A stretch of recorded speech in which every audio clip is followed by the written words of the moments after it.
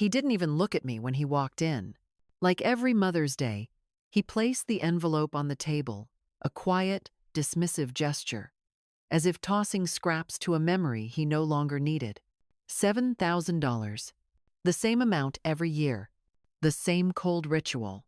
He stood there, my millionaire son, wearing the confidence that television cameras loved, but his eyes avoided mine as if affection might stain his image. Then his wife spoke, her tone sweet, but sharp enough to cut glass.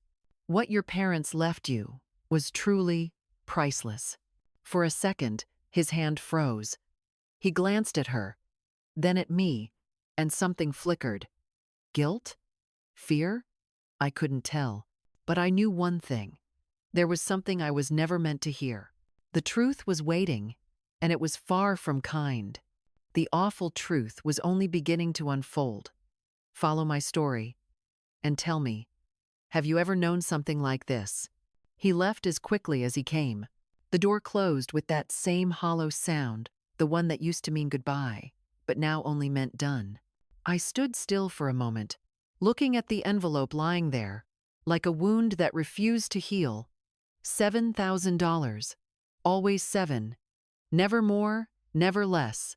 I didn't open it. I never do. My apartment is quiet. The kind of quiet that hums. The refrigerator, the clock, the breath between thoughts. They all sound louder when you live alone long enough. The walls are lined with old photographs, most turned face down years ago. Not out of hatred, but because memory, when it hurts too much, becomes noise. I keep my husband's desk by the window. The wood is faded, the drawers creak, and one leg is shorter than the others. But it's where he once wrote code lines by hand, small letters and numbers that built dreams out of nothing. Back then, our son used to sit beside him, drawing shapes with his crayons, pretending he understood. He used to say, "One day, I'll make it real." He did, just not for us. Every morning, I follow the same routine. Tea, window, news, silence. I read about my son more than I speak to him. His company's logo flashes across screens in coffee shops, airports, and bus stops. Guardian code. It was once our idea, mine, his father's and his. But in every article, every interview, there's only one name, Nathan Hartman. Sometimes, I tell myself it doesn't matter, that mothers don't need credit, only pride. But pride fades when love becomes performance. Last year, when a reporter asked him about his parents, he laughed softly and said, "They're simple people. They wouldn't understand what I do." That was the first time I felt something inside me harden. Simple people. The day after this year's visit, I went to the market. Ruth, my neighbor, waved at me from across the street. She's the kind who knows everyone's business but pretends not to. "You must be proud," she said. "I saw your boy on TV again, such a fine man, giving scholarships, building hospitals. Not many sons do that." I smiled the way people do when lying politely. "Yes," I said. "He's generous." But even as I said it, I could feel the echo of his wife's words still cutting through me. What your parents left you was truly priceless. What did she mean? We left him almost nothing, just a box of papers, an old computer, and the desk he never asked for. That night, I sat by the window and opened a small wooden box I hadn't touched in years. Inside were handwritten notes, equations, diagrams, drafts of a system we'd once imagined could protect people online. The early blueprint of what would later become Guardian Code. My husband, Eli, used to joke that our son would turn it into a revolution. He wasn't wrong, but the signature at the bottom, E. Hartman, had been replaced, somewhere along the line, by another initial, N. Hartman. I remember the night we finished that design. Eli was coughing, his voice thin but determined. He pressed the printed page into my hands and said, "Keep it safe, if anything happens to me." At the time, I thought he meant sentiment. Now I wonder if he meant survival. When Nathan's wife said those words, "What your parents left you was truly priceless," she wasn't talking about love. She was talking about this, about something they both knew, and I didn't. I looked at the blueprints again. The handwriting shifted halfway through, from Eli's neat structure to Nathan's messy corrections. There were notes in the margins, some crossed out. One circled phrase caught my eye: "Remove old signature. Legal copy." My stomach turned. That night, I barely slept. The city lights painted silver lines across the ceiling. Every time I closed my eyes, I saw his face confident, detached, and built on something he'd quietly stolen. By morning, I decided to clean. That's what I do when I don't know what to think. I wiped the counter, dusted the frames, rearranged the books that no one reads anymore. When I reached the shelf above the television, my hand brushed against something, a small flash drive taped underneath. I froze. It wasn't mine. I peeled it off carefully, turning it over. There was a label written in my husband's handwriting. "For later." My breath caught. I didn't plug it in. Not yet. I placed it beside the envelope of money. Two objects, side by side, one heavy with truth, the other hollow with guilt. For years, I'd believed silence was dignity, that if I stayed quiet, he'd come back to himself someday. But silence is also a cage, and I'd built it around my own heart. Now, something inside me had started to shift quietly, almost invisibly, like the first crack in a frozen lake. Tomorrow, I'll open that drive. Not because I want revenge, because I need to understand what we truly left him, and what he took. The truth doesn't scare me anymore. The lies do. The flash drive stayed on the table for 2 days before I finally dared to touch it. It felt heavier than its size, as if time itself had been trapped inside. When I plugged it in, the screen came alive with static, then folders, then names I hadn't seen in over a decade. Eli, projects, Guardian, code, prototype, 1999, and suddenly, I was there again, in that small house on Rainier Avenue, before money, before betrayal, before the silence began. We didn't have much back then, but we had light, the kind that comes from ideas, from purpose. Eli worked nights at a security firm, and during the day, he wrote code at the kitchen table. I would make coffee, sit across from him, and help him test lines, even though I didn't fully understand them.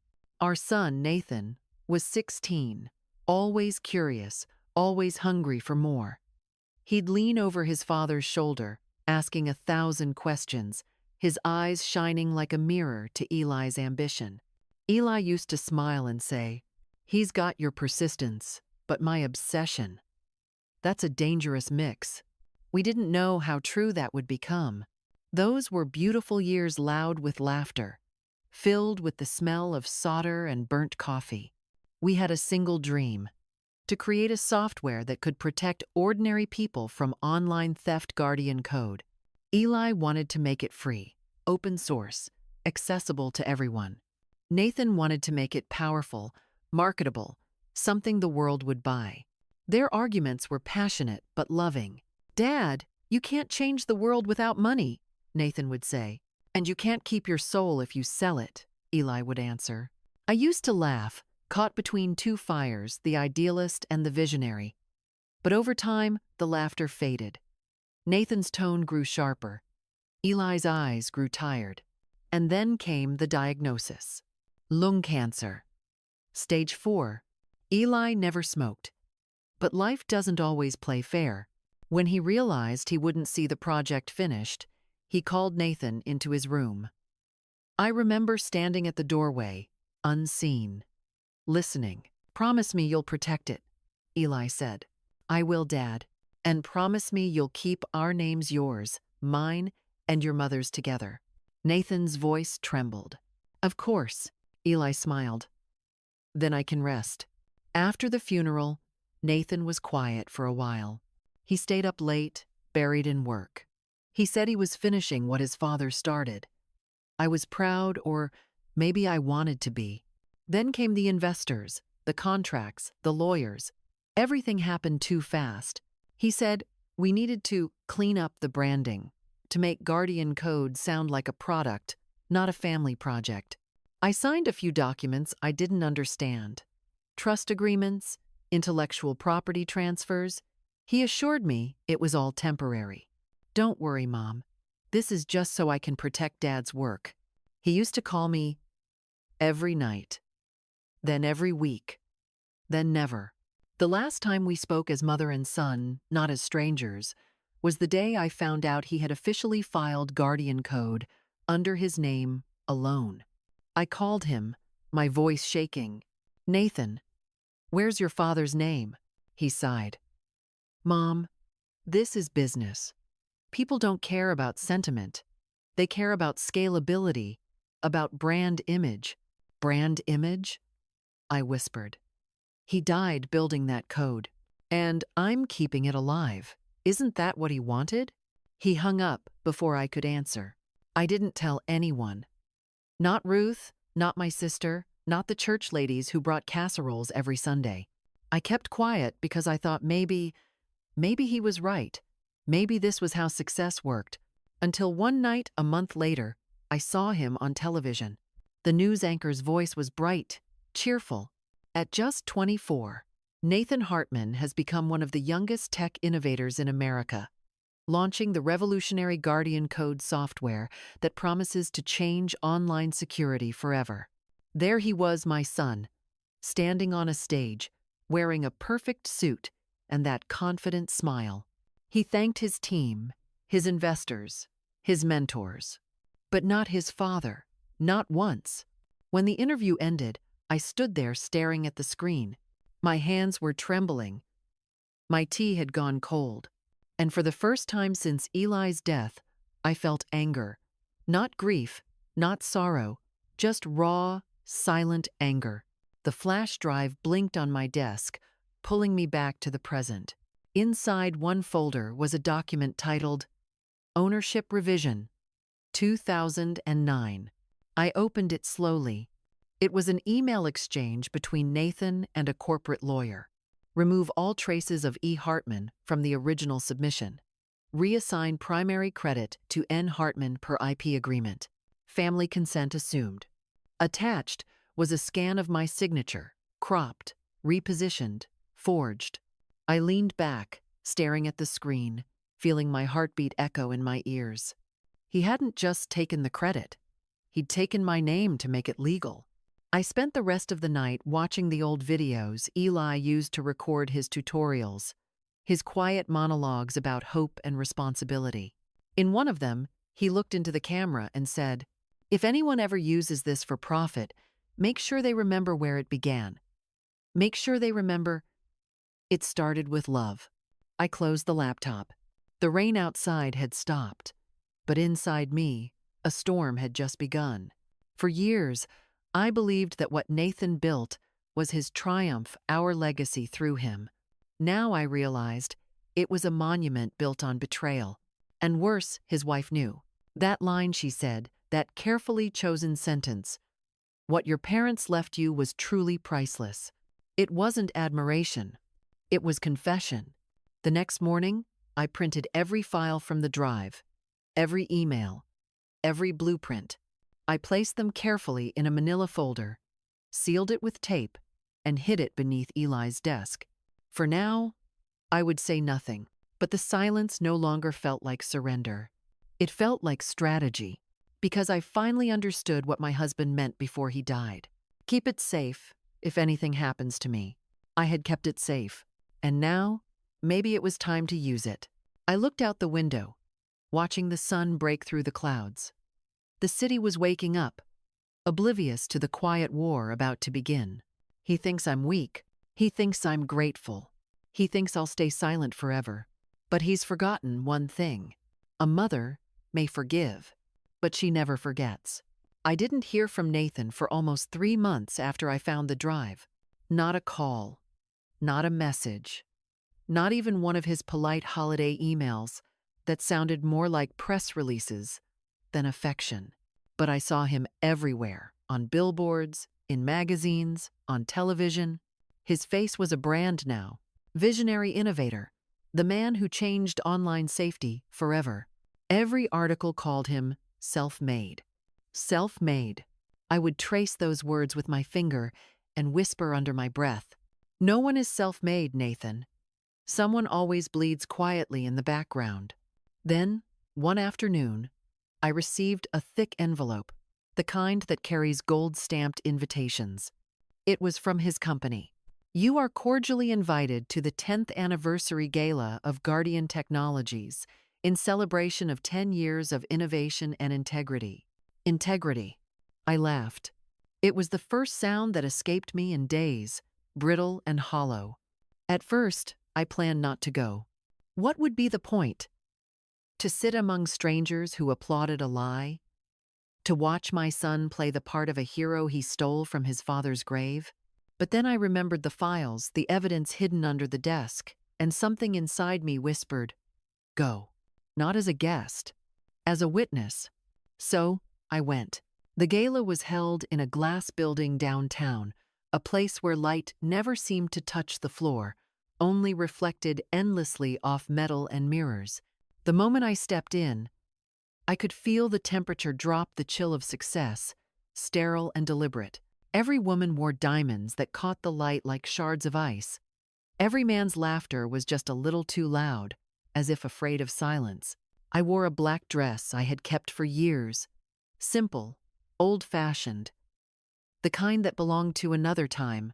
People looked at me politely, the way they do when they can't place who you are but know you don't belong. When Nathan saw me, his smile froze for a fraction of a second. Then, quickly, he switched it back on that polished grin he'd practiced 1,000 times for cameras. Mom, he said, voice smooth but tight. I didn't think you'd come. You invited me. Of course, he replied, his hand on my shoulder, firm but performative. Everyone's going to love meeting you. I looked into his eyes and saw not warmth, but calculation. He led me through a maze of people, investors, journalists, tech partners. I recognized a few faces from television. Each time he introduced me, it was the same script. This is my mother, she's the reason I'm here. Always supported me. Supported. As if that word could erase created. One man, a journalist with slicked hair and a voice made for microphones, smiled at me warmly. Mrs. Hartman, it's such an honor. Your son often talks about how you encouraged him through those long nights, even when resources were scarce. You must be proud. I nodded, forcing a smile. I'm proud he remembers. The journalist laughed. Well, you raised a genius. Though I heard you weren't directly involved in the technical side, right? Still, having a mother's moral support can be everything. The words hit me like ice water. Not directly involved. Moral support. Nathan's hand tightened on my arm, subtly warning me not to speak. I said nothing. I didn't trust my voice not to tremble. The journalist continued. You must have seen the early sketches. The whole idea of Guardian Code. Did you ever imagine it would become this massive empire? I looked straight at him. Yes, I said slowly. I imagined something that would protect people, not exploit them. His smile faltered. Nathan laughed lightly to cover the tension. My mother has always been idealistic, he said quickly. She believes every system should serve humanity first. That's beautiful, the journalist replied. A mother's faith truly inspiring. The crowd moved on, laughter resuming like a current that had only briefly been interrupted. But my heart was sinking heavy, steady, deliberate. They didn't just erase my husband. They turned me into a prop. Dinner was served under chandeliers that looked like frozen rain. I sat at the edge of the table, silent, watching my son from a distance. He was radiant, confident, charming, adored. His wife sat beside him, graceful and rehearsed. At one point, she caught my gaze across the room and smiled the same smile she wore when she said, "What your parents left you was truly priceless." Now it felt like mockery. Halfway through the evening, a host took the stage. "Tonight," he said into the microphone, "we celebrate not only a decade of innovation but the people behind it. Let's begin with a short tribute to Nathan Hartman, the visionary who built Guardian Technologies from the ground up." Applause thundered through the hall. Cameras flashed. He sat still. A video began playing on the giant screen behind the host, a highlight reel of Nathan's achievements, clips of his speeches, awards, charity galas. Then, suddenly, a photograph appeared. An old one. Our kitchen. Eli's desk. Nathan, 16 years old, smiling at the camera. And me, standing behind him, my hand on his shoulder. The caption read, "The woman who inspired it all." The room erupted in polite admiration. The host continued, "Behind every great man is a great woman, a mother who believes, who nurtures, who sacrifices. Mrs. Hartman, your son speaks of you with such love. Though you weren't directly involved in the creation of Guardian Code, your presence guided him to greatness." The spotlight turned toward me. People clapped. Some stood. I felt the heat of it, that artificial light. Burning, unearned, cruel. It was meant as praise. But it felt like execution. Because in that moment, I realized they had rewritten history entirely. Not just erased my husband. Not just stolen our work. They had recast me as a background character in my own story. I wanted to stand, to scream, to tell them the truth, that I was there writing code at 2 a.m., that I tested every version Eli built, that I held the dream when my husband's lungs gave out. But I couldn't. Not yet. Not like this. So I smiled. A quiet, cold smile. The kind that hides a storm behind still water. After the applause faded, Nathan came to my table. "You okay?" he asked softly. "Perfectly," I said. "Good. The tribute was nice, right? They insisted on including you. You approved it." "Of course I did. You deserve to be acknowledged." "As what?" I asked. "Decoration?" He looked away. "Mom, please don't do this here." I leaned closer, my voice barely a whisper. "You forged my signature." He froze. "What are you talking about?" "You know what I'm talking about." For a moment, the mask slipped the public smile, the practiced ease. His jaw tightened. His eyes flickered with something raw, something cornered. "You don't understand how this world works." "No," I said quietly. "You don't understand what integrity means." He straightened his tie, forcing calm. "I've built something extraordinary. You should be proud. Pride built on theft isn't pride," I said. "It's illusion." He stepped back, lowering his voice. "Don't make a scene. Don't make me one." For the first time that night, he had no answer. Later, as people danced and the orchestra played something elegant and hollow, I slipped away to the restroom. I looked at myself in the mirror, the reflection of a woman who had become invisible, even in her own story. The makeup I'd worn for his sake had smudged. The eyes staring back at me looked older than I remembered. From the open door, I heard laughter, Nathan's voice, blending with the crowd's admiration. For a moment, I wondered if maybe I was wrong to fight. Maybe love meant letting him have the fame, the glory, the illusion. But then I heard another voice, the journalist again, speaking to someone near the door. "It's touching, really," he said. "How she still comes to these things. The poor woman looks lost. She probably doesn't even grasp what her son created." Something inside me went still. Then it shattered. I left the gala early. Outside, the city lights glimmered like shards scattered across wet asphalt. I walked without direction, the cold air biting my skin, my heels clicking against the pavement like a metronome counting down to something inevitable. By the time I reached home, it was past midnight. I dropped my purse on the table, next to the old flash drive, and the envelope of money. The envelope looked almost innocent, now thin, meaningless. I tore it open. 7 crisp bills. $7,000. I stared at them for a long time. Then, one by one, I began to tear them apart. Not out of anger, out of clarity. When the last bill was gone, I reached under Eli's desk and pulled out the folder of evidence, the blueprints, the emails, the truth.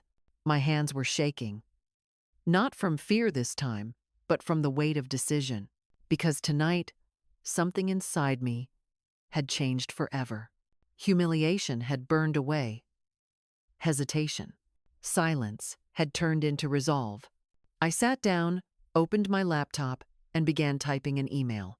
To Sarah Nguyen, Senior Investigative Reporter, Seattle Tribune. Subject: regarding the real origins of Guardian Code. I hesitated only once, my fingers hovering over the keyboard. Eli's voice echoed faintly in my memory. Keep it safe. If anything happens to me. I whispered back. I'm keeping it safe, love, but now it's time to set it free. And I pressed send. That night, I didn't sleep. I watched the city from my window as the first light began to crawl over the skyline. For the first time in years, I didn't feel invisible. I felt seen, even if only by the truth itself. In the distance, a billboard glowed, with my son's smiling face. The words beneath it read, "Innovation with integrity." I smiled faintly. The irony was almost beautiful. I don't remember when I started driving. Only that I needed to move anywhere.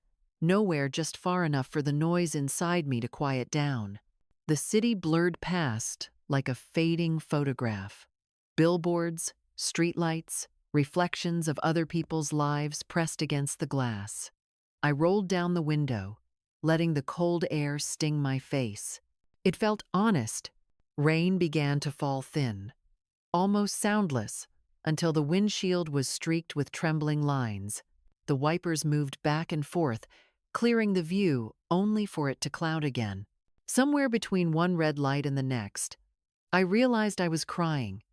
Not loud, not broken, just quietly. The way grief comes when pride is too tired to fight it anymore. I pulled over by the waterfront, in front of the old pier where Eli used to take us on Sundays. The car engine hummed softly, a heartbeat in the silence. For a while, I just sat there, hands still on the wheel, staring at nothing. The gala, the journalists, the polite applause, all of it replayed in my mind like a film I didn't remember agreeing to star in. I reached into my coat pocket and took out a photograph I'd kept folded there for years. Nathan, at 6 years old, missing a front tooth, holding a model robot he and his father had built. His eyes were wide, proud, alive. I ran my thumb over that small, smiling face. That was my boy, the one who used to sneak into our bed during thunderstorms, whispering, "Mom, tell me a story." The one who once believed that love was the only real currency. And yet, somewhere along the way, that child had turned into the man who handed me envelopes instead of affection. I tried to understand it. Had I done something wrong? Had we loved him too much? Or not enough? I wanted to forgive him, to find an excuse that would make the ache smaller. But forgiveness felt like a lie tonight. The rain grew heavier.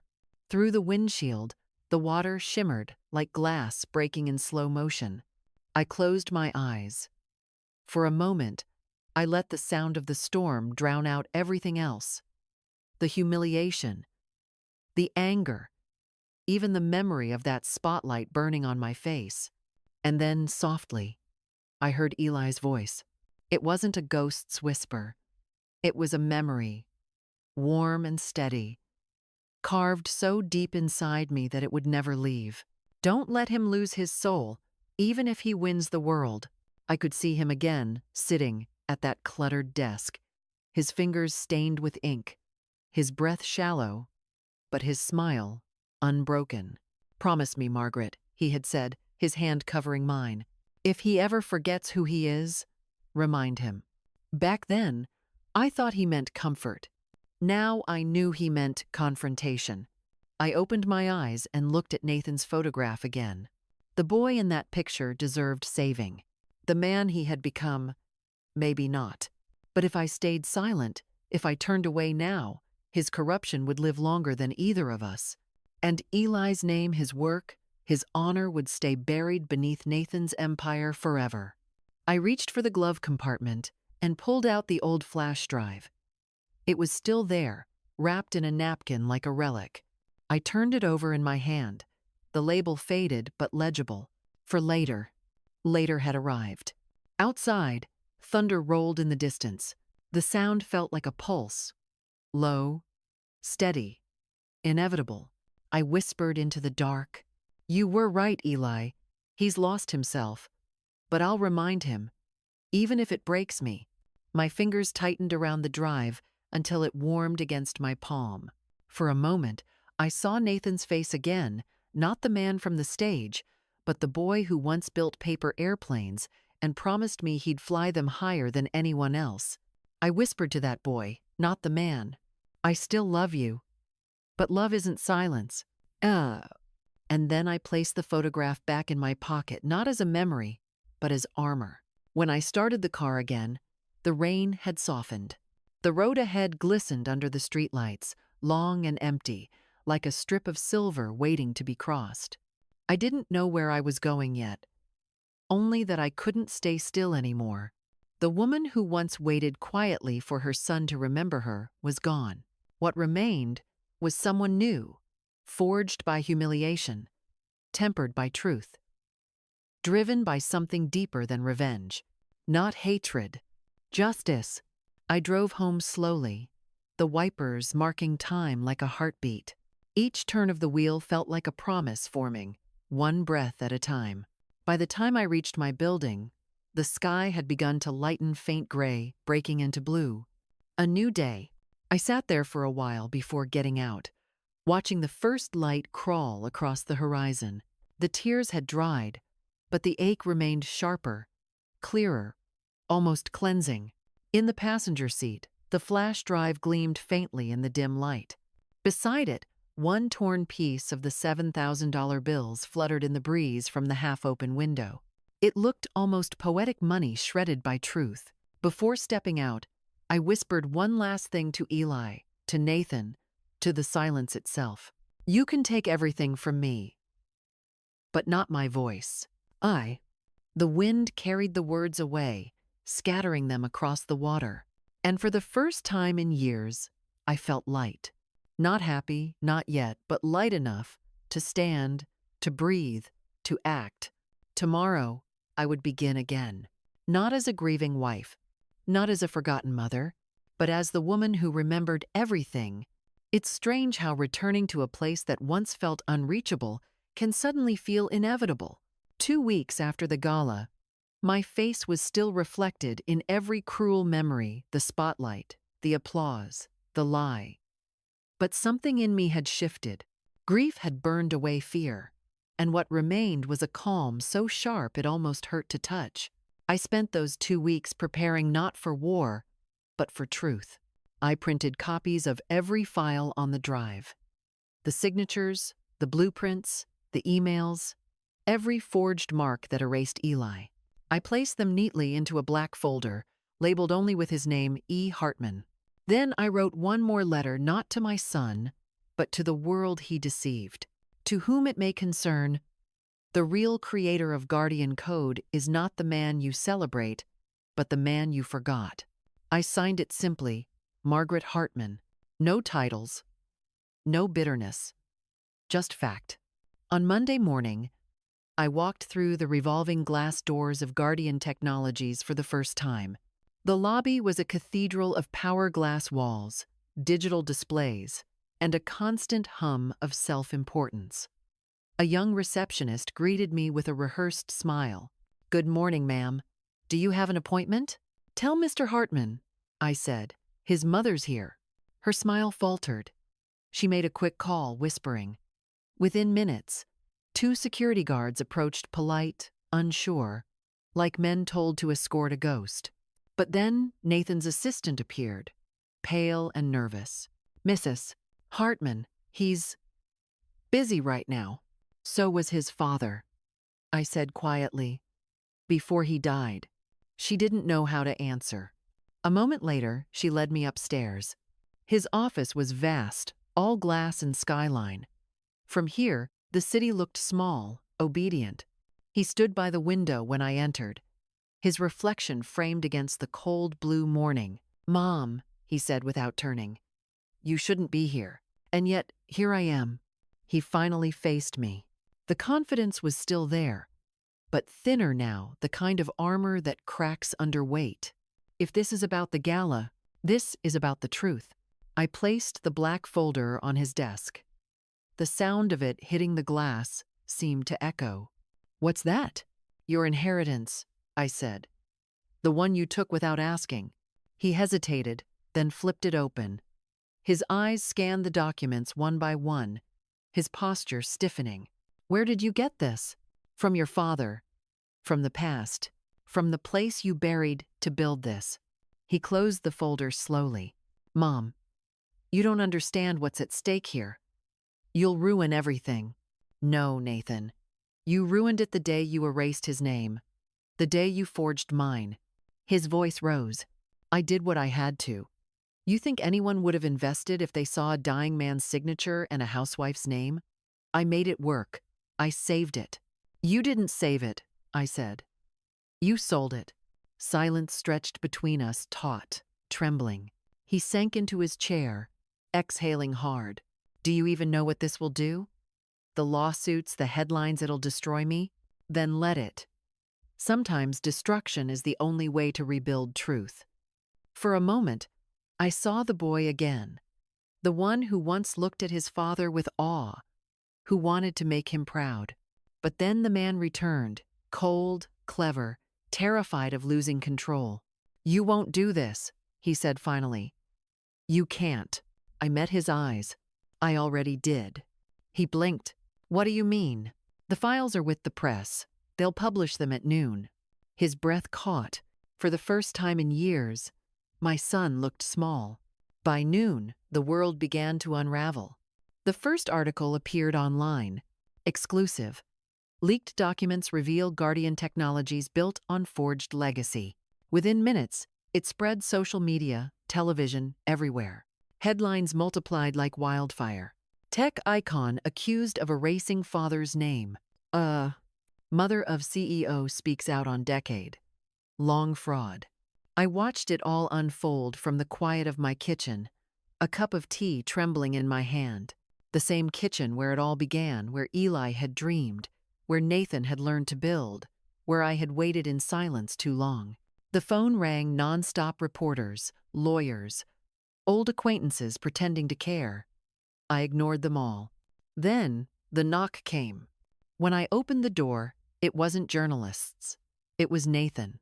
He looked different, his perfect suit wrinkled, his eyes red-rimmed. "Why?" he whispered. "Why would you do this to me?" I studied him carefully. "To you, Nathan, this was never about you. It was about the truth. You've destroyed everything." "No," I said softly. "I've just revealed it." He stepped closer, desperate, furious. "You could have talked to me. We could have fixed this together. We tried that 10 years ago, remember? You said business doesn't care about sentiment." He pressed his hands to his head, pacing. "You don't understand how hard this was. I built everything from nothing." "No," I said again. "You built it from love, and then you stripped love away." He stopped. There were tears in his eyes now, raw and reluctant. "I just wanted to make him proud," he said. "Then why did you erase him?" He had no answer. Outside, cameras were already gathering. Reporters shouting his name, flashes of light spilling through the curtains. He turned toward the window, shoulders shaking. "They'll never forgive me." "Maybe not," I said. "But I will when you tell them the truth yourself." He looked at me, disbelieving. "You want me to confess?" "No, Nathan. I want you to remember." The press conference took place the next morning. He called it himself. The world was watching, millions of eyes, the same ones that once worshipped him. He stood at the podium, pale, hands trembling. I stood at the back of the room, unseen. He began softly, voice cracking like old glass. There are stories we tell the world, he said, and stories we hide from it. For years, I lived inside the wrong one. The crowd murmured. He looked down at his notes, then at the cameras. Guardian Code was not built by me alone. Its foundation began with my father, Eli Hartman, and my mother, Margaret Hartman. They created the first design, the core idea. I only carried it forward. The silence that followed was heavier than applause. He continued, each word slower, more fragile. In my ambition, I lost sight of where I came from. I falsified documents. I took credit that wasn't mine. And for that, I am deeply sorry. Flashes erupted, voices overlapping, chaos unfolding. But in that noise, I felt something close. Not peace, not triumph, but release. The truth had finally spoken through the mouth of the man who once silenced it. When it was over, he walked toward me, avoiding the cameras. His steps were uncertain, stripped of grandeur. It's done, he said quietly. No, I replied. It's begun. He looked confused. What do you mean? Now you get to live honestly. It won't be easy, but it'll be real. That's more than most people ever get. He nodded slowly, then whispered, I don't deserve your forgiveness. Maybe not, I said. But you're still my son. For the first time in years, he didn't look away. His eyes, tired, wet, human, met mine fully. There was no more performance left in him. He reached out, hesitant, and for a heartbeat, I felt the faintest touch of the boy he used to be. Later that evening, I walked alone through the city. Headlines glowed from every screen, his name entwined with words like fraud, redemption, truth, but none of it mattered anymore. I passed the same billboard that once showed his smiling face. It had been taken down, a blank canvas waiting for something new. The wind was cold, carrying the scent of rain. I looked up at the skyline, the towers, the glass, the empire that had once felt untouchable, and whispered, Eli, it's over.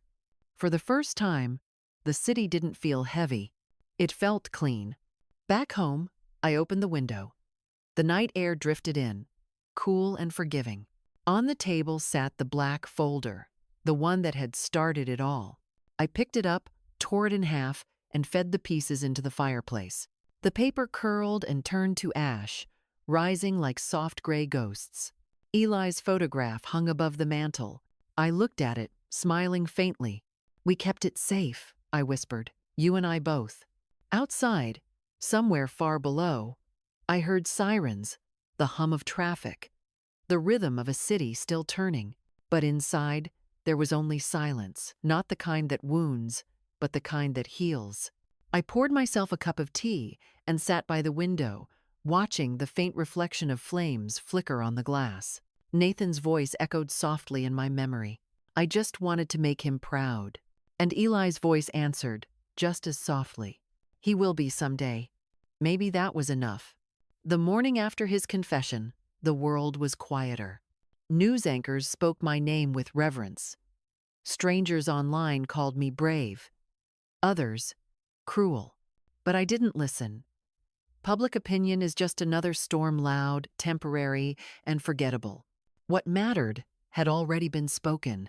The truth no longer belonged to me. It was free now, drifting through headlines like dust in sunlight.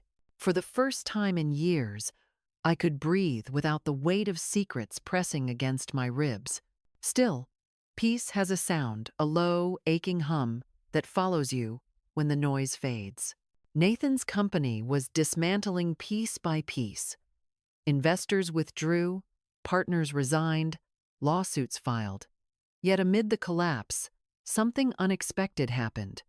Letters began to arrive. Note hate mail, not threats. Letters from engineers, students, and mothers. My son works in tech, one woman wrote. He used to think success was everything. Then he read about you. Another letter said, you reminded me that silence isn't the same as grace. I read each one carefully, folded them, and placed them inside Eli's old box, the same box that once held blueprints, now filled with words of gratitude. It felt like balance, in a quiet, human way. A week later, Nathan came to see me. No cameras, no assistants, just him. He stood on the porch, unsure if he should knock or simply turn away. I opened the door before he could decide. He looked smaller somehow, not in size, but in presence. The arrogance that once cloaked him had burned away, leaving only a man stripped of illusion. "Mom," he said softly. "Nathan." We stood there for a moment, unsure who should speak first. The silence between us wasn't heavy anymore. It was tentative, like two people learning to walk again after years of forgetting how. He handed me a small envelope. "It's for you," he said. "A check?" I asked. He shook his head. "No, a letter. I wanted to say something right. For once." I opened it while he stood there, his eyes never leaving my face. The letter was short, handwritten. "I don't know how to fix what I've broken. Maybe I never will. But if I can spend the rest of my life honoring what you and Dad built, maybe that will be a start. I don't want your forgiveness, only your belief that I can be better. Love, Nathan." I folded the letter and looked at him. "Belief," I said quietly. "That's earned, Nathan. But maybe this time, you'll earn it." He nodded, eyes glistening. "I hope so." He stepped back, the morning light catching on his hair the way it used to when he was little. For a second, I saw the child he once was, the one who built paper airplanes in the living room, the one who believed love could fix anything. And then he was gone. In the days that followed, I made arrangements to leave Seattle. There was nothing left for me here but echoes. I rented a small cottage near the Oregon coast, a quiet place with fog that moves like breath and gulls that cry over the gray water. Eli used to love the sea. He said the ocean never judges, it only reflects. I arrived at dawn. The air was sharp with salt, the horizon pale and endless. I unpacked little, a few books, my teacup, Eli's photograph. The rest I left behind, including the apartment that had held too many ghosts. The days began to blur into a rhythm I hadn't known in years.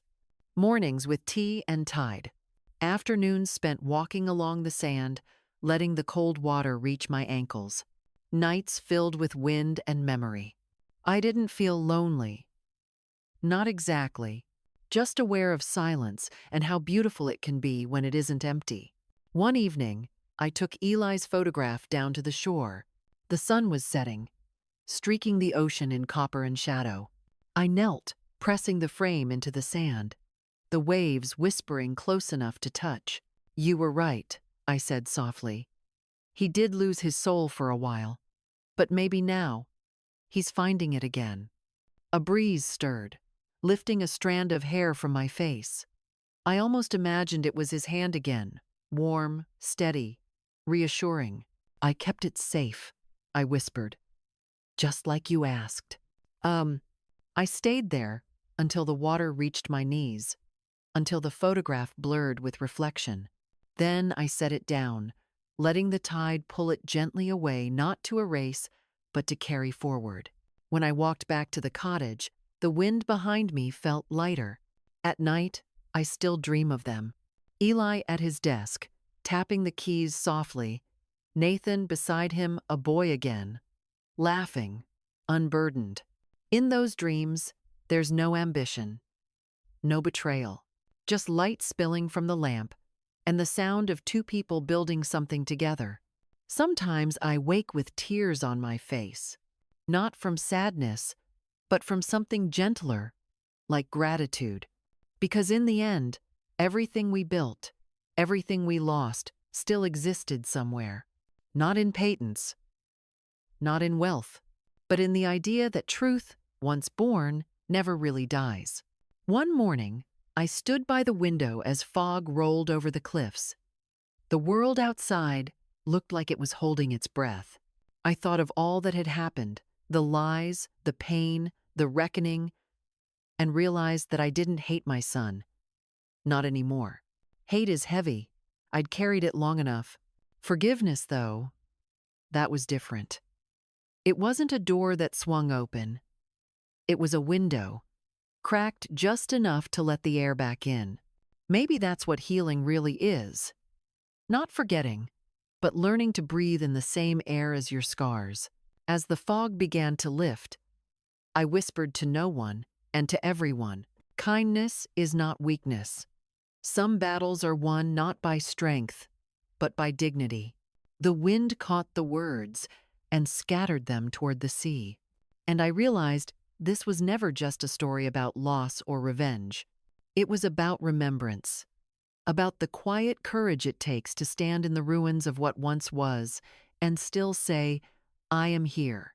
That night, I lit a candle on the windowsill.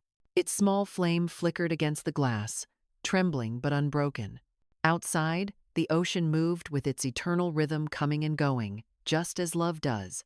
I watched until the wax melted halfway down, and then I whispered one last question, the one that had followed me since the beginning, the one that would remain even when I was gone.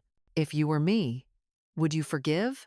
The candle flickered once more, then steadied a single, unwavering light against the dark. And for the first time, I felt that maybe I already had.